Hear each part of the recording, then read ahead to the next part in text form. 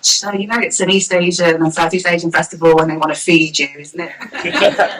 Have you eaten? So thank you so much for having me this year. I was sad not to come last year. I'm very honoured and proud to be opening second East and Southeast Asian Litfest, organised by these wonderful volunteers, authors and illustrators at the front and the back. Today is a testament of the theme that I will be talking about, which is DIY, do it yourself, and also the power of community, which sounds like they're in conflict, but actually you'll hear it through my talk. So I'm Maisie Chan. I am a multi-award winning children's author, best known probably for my book Danny Chung Does Not Do Maths, which is the bane of maths teachers all over the country who hate the title, but he does do some maths in the end. I also write the Tiger Warriors series, which I'll talk about in the next panel. Also, after SOAS Chung published in the UK, and that was only 3 years ago, so things are still very slow. But I'm going to start off with my origin story, like in Marvel. So, I grew up in a council house with white parents, white working class parents. My Chinese parents had arrived from Hong Kong in the late 70s. Both were working in the food trade, couldn't look after me, and I ended up being adopted by my white parents. So my white parents' idea of like instilling Chinese culture in me was taking me to Chunging Garden and giving me like some dim sum, and kind of that was it. So I couldn't speak Cantonese, didn't know Mandarin, didn't go to Chinese school, didn't have any Chinese friends, and also I didn't have a house full of books either. I know lots of children's authors always say, I grew up in a house full of books. I wrote my first novel when I was 8. That wasn't me. We had lots of pets, had like budgies and guinea pigs and dogs and cats, but we didn't have books. So I think that kind of love of nurturing is there from having all those pets, but I didn't see any British Chinese children in books. I wanted to be Cinderella with blonde hair and this big period blue dress from the Cinderella Ladybird series. And the representation that I got was just kung fu movies that Lenny, who lived next door, would bring over from this dodgy Chinese, from a dodgy newsagents that he would like rent and then pass them on to me. And I was like, wow, Jackie Chan, Bruce Lee, Michelle Yeoh's like kick-butt heroes. But they were a far cry from my cancer house in Birmingham. And I thought, well, they look like me, but they're not really like me. And there are literally no books and no people on TV that look like me. So it wasn't until much later that I read a book that changed my life and showed me the power of story and representation. And that was A Joy Luck Club by Amy Tan, which was published in 1989, which I googled this morning and I couldn't believe it was 1989. And the film came out in 1993, directed by Wayne Wang. So if you haven't read it, it's about 4 Chinese mothers who've moved to San Francisco with and they've got Chinese American daughters, and there's quite a lot of flashbacks about the past. It's about secrets and reconciliation. And I remember reading it, I think I must have been 17 or 18, and sobbing. And I was like, how has this book, affected me so much? Why am I sobbing because of this book? It had never happened before. And like looking back, I was thinking, I think it was 2 things. It was that I was a transracial adoptee, and even though I had a loving family, I didn't have bonds with my Chinese family. And so when I saw these bonds in this film, I was just like, crying. And also, it was a result of not having that Chinese representation growing up and having role models. And actually, I had quite a lot of deep internalized racism growing up. I didn't like my name. I hated being called Maisie Chan. Didn't want it. It was Chinese. Didn't want to go to Chinese school. I didn't like my Chinese parents for giving me up. There was quite a lot of this kind of internal trouble, being Chinese, especially because my family were white and my friends were like Asian and white and black, and so it's growing up was quite difficult because I'm like, I don't like being Maisie Chan. Now I can't stop talking about myself. So it's changed quite a bit, but in those early days as a child, Maisie Chan was someone that I didn't want to be. And the second reason why the Joy Luck Club was so important and made an impact on me was because it was the first time I'd seen Chinese people experiencing joy and laughter and like pain in a Western setting, in this like American setting. So even I was from Birmingham, which is a far cry from San Francisco, let me tell you, they were the only people that I saw representing me. Otherwise, it was Data from the Goonies, or, you know, who's in Indiana Jones? Dr. Jones. Or it was Bruce Lee kicking someone's butt in Enter the Dragon, Jackie Chan being silly in, like, those silly movies that he did, Lucky Stars, and Michelle Yeoh, who's still going and still kicking butt. And I remember her in a film called The Heroic Trio, where it's her, Maggie Cheung, and Anita Mui, and they were, like, these three, like, British Chinese, I know they weren't British, but Chinese like looking women that were like kicking butt, and I wanted to be kung fu. Like, I wish I could do it. And my mum took me to a karate class, and I walked in there and I just like cried. I can't do it. So, you know, I wanted to be like them. I wasn't really a kind of fighting kind of gal. And I did read Timothy Mo's Sour Sweet, a Singaporean author, who wrote about an immigrant family that came to Britain, and there was kind of triads involved. But there was always this question that I was asking myself constantly: where are the published books by writers who look like me? Where are they? Because growing up as a child, as a teenager, in my 20s, in my 30s, I'm quite old now, I'm in my 40s, and I don't look it. But that question, every decade, it was like, where are the books by people that look like me?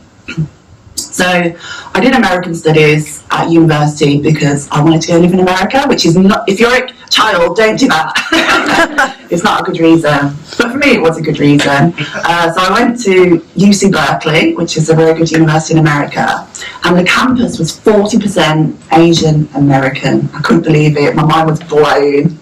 Look at all these people that look like me, you know, because I was at Birmingham Uni and there weren't even many international students at that time in the early 90s. I took classes on Asian American history, Asian American literature, Asian American gender studies. I couldn't believe this was a thing. And then I got back to Birmingham and I was like, no, there's nothing here. There's no Connie Chung on TV. There's no Amy Tan. There's no like academic text looking at race and representation in movies, which is what I was studying.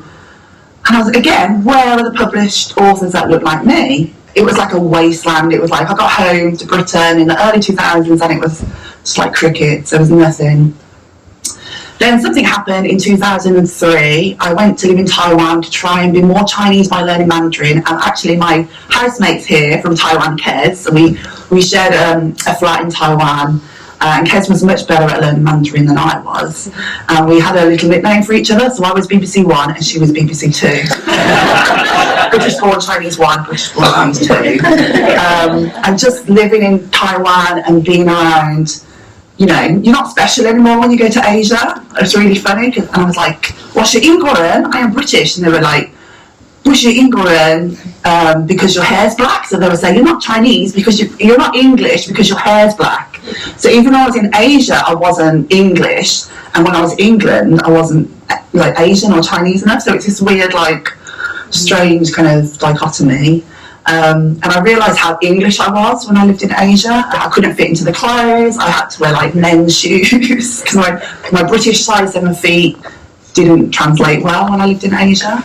But again, living in Asia kind of instilled that desire to learn about like being Chinese, who I was, my identity.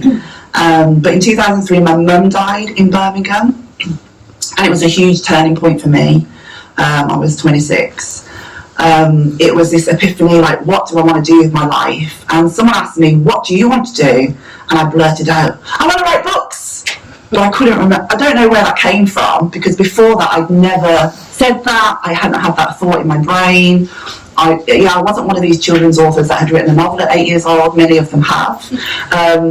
So it just came out. I think it must have been this deep hidden feeling that I wanted to tell stories and I wanted to say something. And I think I pushed that down for like decades. So I wasn't a bookworm, to be honest, because when I go to school visits, I have to tell children that I read voraciously as a child. But I used to read, but I wasn't a bookworm. Hadn't written short stories, hadn't written novels. But I used to love writing to pen pals. I had pen pals in Jamaica and Canada, and I had one in Greece, and I used to just telling them about myself. And so I think having those pen pals was a clue that actually I wanted to communicate with people. So I might not be the most literary writer you meet, I might not win the Booker Prize, but there's this desire to tell stories and to communicate with people, which I had from an early time. So when I knew I wanted to become an author, it was that DIY time, do it yourself. I'm going to be the one. I told myself, I'm going to be the one to win the Booker at 30. I'm going to be the first British Chinese person to get published in the UK. The only problem was I didn't know how to write. I wrote emails that my friends thought were very funny and humorous, but I hadn't written like creatively. I didn't know what I was doing. So I decided I was just going to tell friends, I want to be a writer, And I hope that there are aspiring and emerging writers here as well. And I think if you tell someone that you want to do something, it makes it real. It takes it from outside of your head and it makes it a reality. And then you need to put action. So I started going to courses, going to workshops, reading books about writing. I spent 2 whole years really talking about it and not doing anything. And then a friend sent me an opportunity. It was for Birmingham Libraries to get a mentor for 6 months. It was for writers of colour, and you would be published. Your short story that you wrote in that 6 months would be published in an anthology. But before that, I did have many thoughts that stopped me from writing, such as, no one will want to read what I write. I've got nothing to say, and this story's already been written. That's what the thoughts were going through my head. And I realised later on how rubbish that was, that everyone has a unique way of telling the same story. You know, there's 7 stories according to the screenwriting gurus, but you have a unique way of telling your story. So I joined this Birmingham Libraries mentorship, wrote a story about a 22-year-old girl whose grandma comes to stay with her from China, which later on became Danny Chung Does Not Do Maths, and that was 10 years before Danny Chung came out.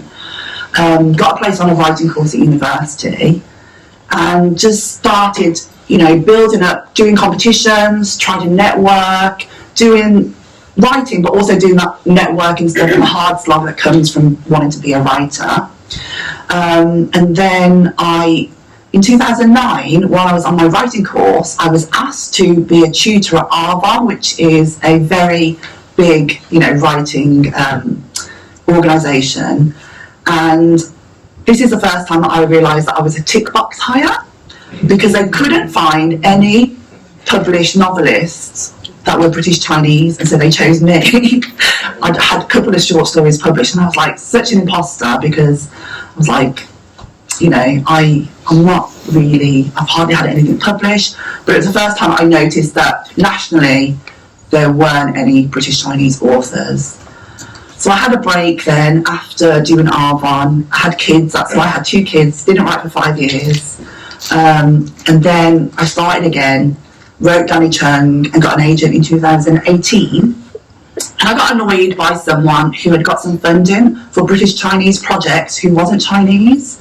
Oh. So I thought to myself, what can I do? What that's DIY thing that can I do? What step can I do that's free and easy? I'm going to mentor someone for a whole year with my free time. And my mentee's here, Maisie Chan, who's now Sunday Times best-selling author, Maisie Chan.